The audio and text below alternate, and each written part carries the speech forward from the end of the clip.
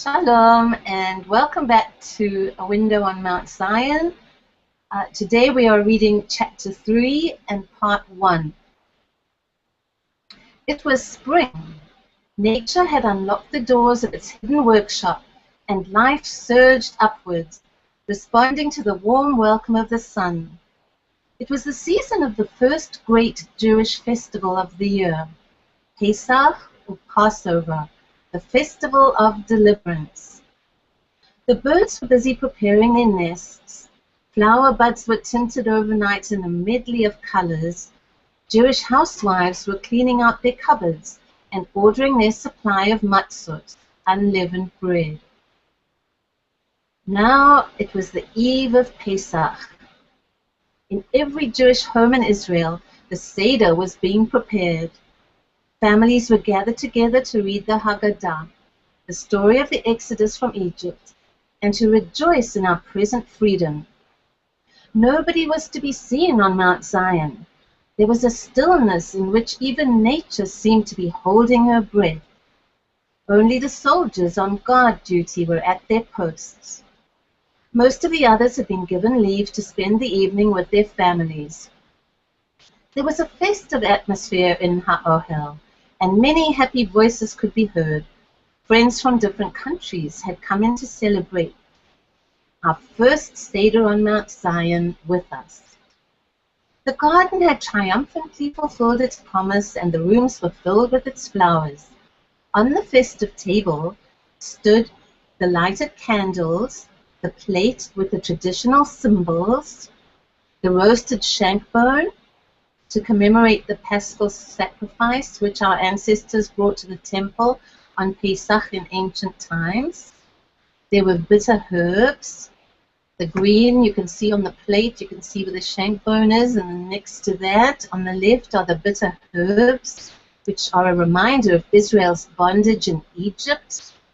The charoset, which is a mixture of grated apple, dates, nuts, cinnamon, and wine, which you can see on the right-hand side next to the egg. And that charoset, it looks like real mushy mortar, but it tastes very sweet. And it just symbolizes the mortar which the Israelites had used in building for Pharaoh. And the sweetness of it is also a sign of hope for freedom. There's the roasted egg, a traditional symbol of sacrifice. And on another plate are the matzot, and in the center of the table stood Elijah's cup. It's believed that the prophet Elijah, the messenger of God, appointed to herald the era of the Messiah, comes to every home to sip the Seder wine. Here you can see the matzah bag in the front where the 3 pieces of matzah are kept. 18 people shared the festival with us. They'd come from England, America, South Africa, Germany, and Israel, and were both Jews and Christians.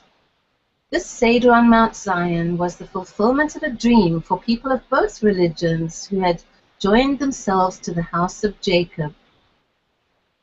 During the meal, the reading of the Haggadah, which is the story of God's redemption and deliverance, we all experienced a deep sense of awe.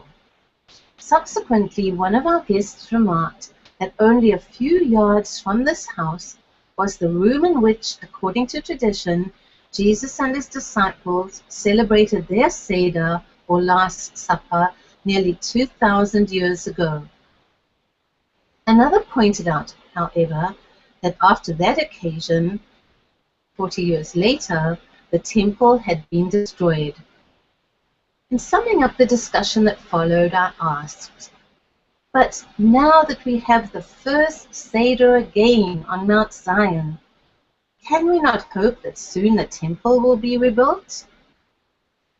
2 days later, hundreds of people walked below our window. It was the day of the great annual Passover pilgrimage to Mount Zion. A colorful human stream flowed slowly down the road, which was lined with the white and blue banners of the State of Israel, and into the valley from where the steps leading to Mount Zion begin.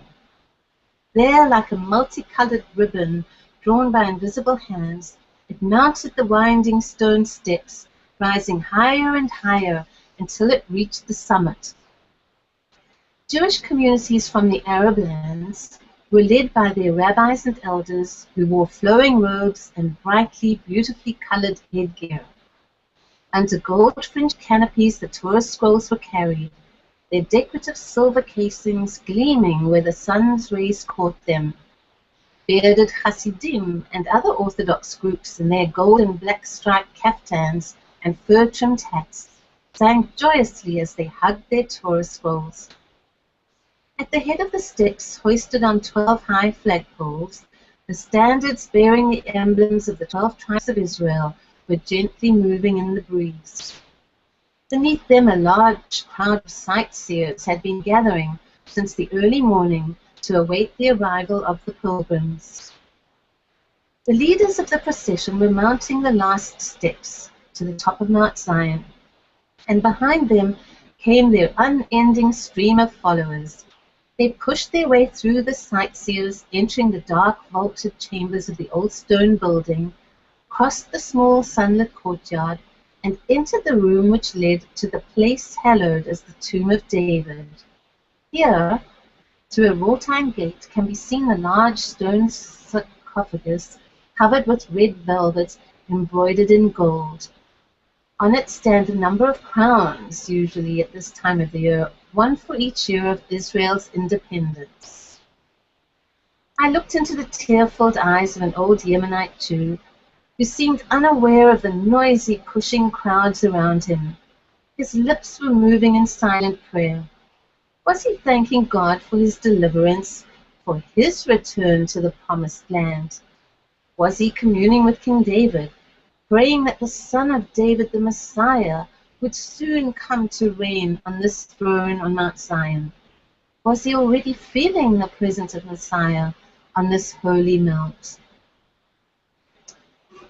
In the stillness of the night, every sound has a special significance. The night sounds on Mount Zion conjured up pictures. I could see soldiers, guns, enemies, marauders, wild dogs, jackals. And to all these familiar sounds, a new sound was now added, a baby's cry. David Palumbo, the sculptor, was working day and night to finish the gates he had been commissioned to make for the Knesset, or the Israeli parliament, in time for its opening.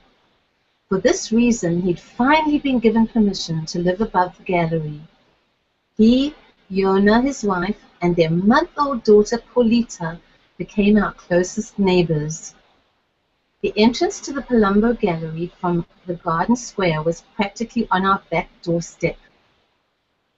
Yona Palumbo was small and slim, with thick, silky black hair, olive skin, and shining gray eyes, had been Palumbo's student.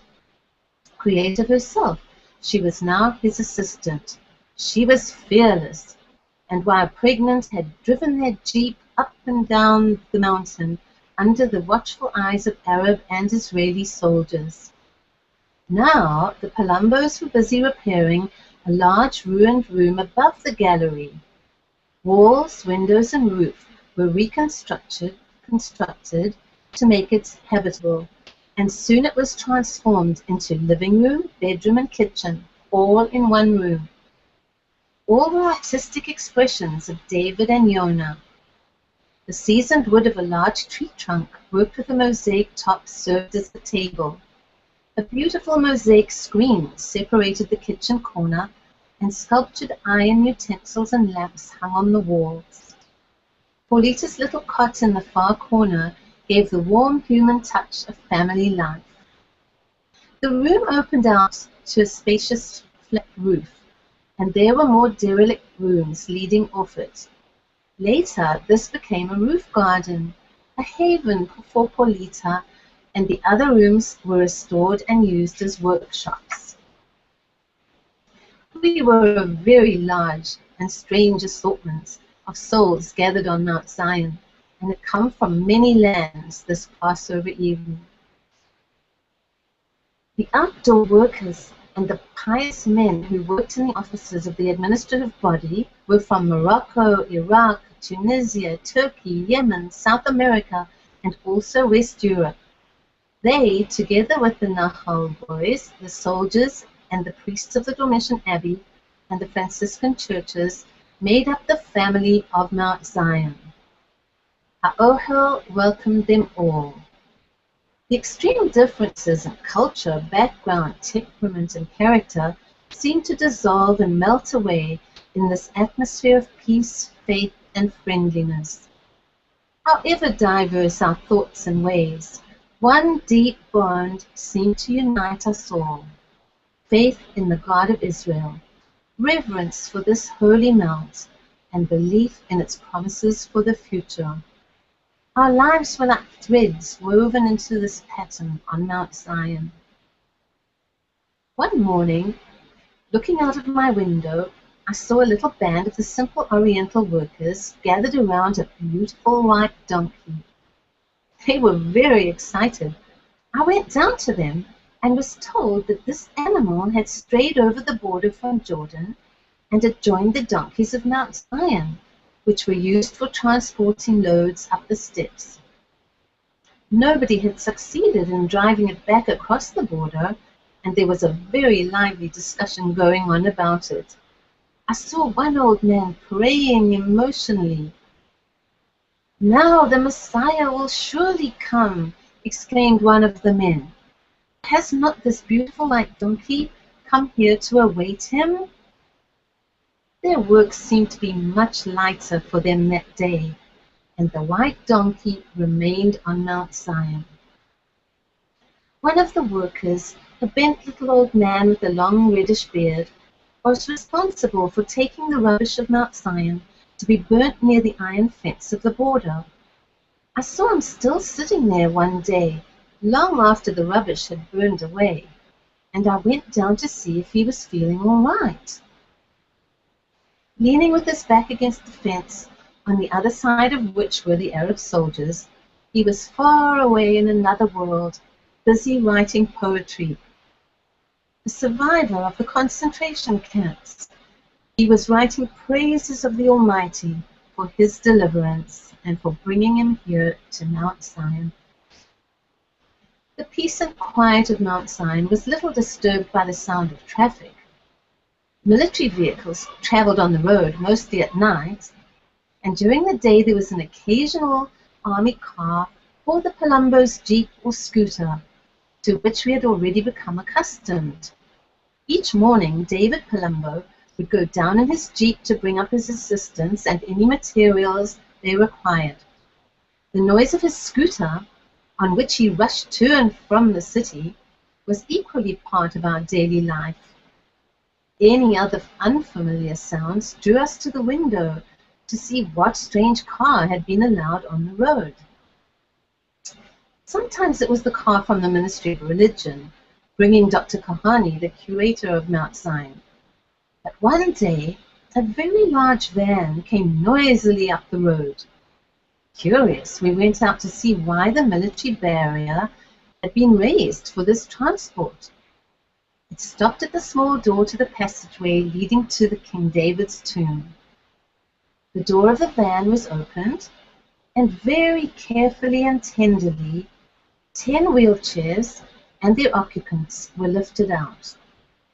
There were 10 young boys, their crippled legs hanging limply in the iron supports, victims of the crippling disease of polio.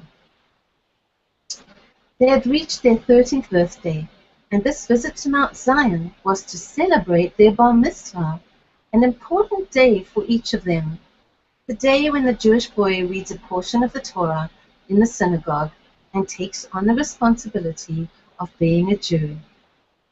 The chairs were lifted up the few steps to the entrance, and the boys wheeled themselves through the dark chamber where memorial candles were flickering to the room beside King David's tomb, sometimes used for prayer. There they were met by parents and relatives, rabbis and other members of the Mount Zion family, waiting for the ceremony to begin. In the sad, pale faces of the boys, Some eyes were shining, but some were clouded. This was a special occasion for these boys, debarred from normal life. They wrapped their prayer shawls around their shoulders, wound their phylacteries around their left arms and on their heads, and then each boy, sitting in his wheelchair, read his portion of the Torah. There were days when nobody was allowed on Mount Zion, not even the workers, because of border incidents. Days when the only voices to be heard were the chants of the muezzins from the minaret nearby, calling the Muslims to prayer. On one of these silent days, I was working in the garden and was surprised to hear a voice calling to me. It was Simon, the gardener, who had helped me in the initial stages of the garden. He had managed to come through with a soldier friend who was also a gardener. He'd not been here for 5 months. We walked around the garden and looked at the flowers which blossomed profusely in every corner. The young fruit trees and shrubs also showed vigorous growth.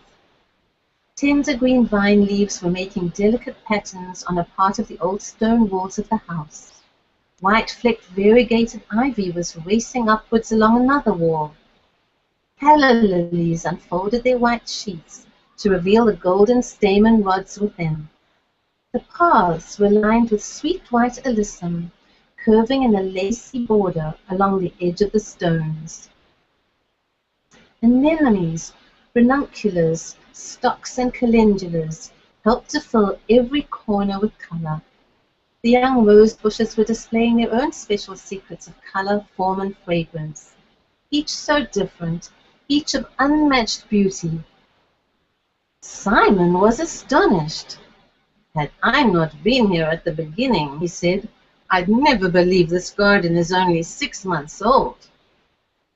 I pointed out the more delicate species that he had averred would never grow in Jerusalem, especially not on Mount Zion. We paused before the 3 gerbera plants. The proud daisy-shaped flower heads, red, pink, and yellow, stood high on their strong, straight, slender stems.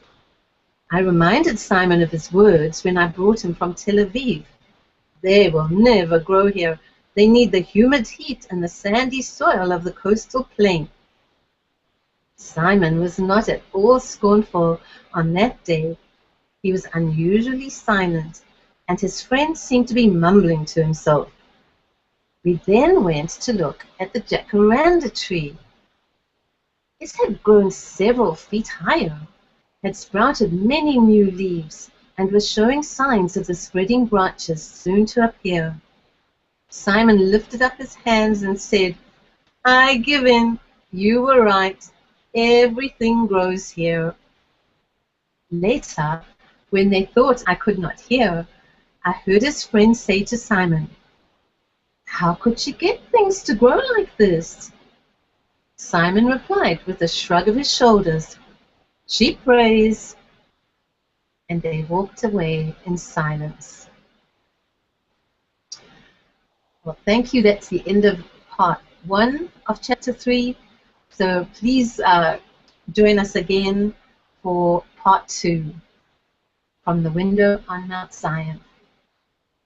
Shalom.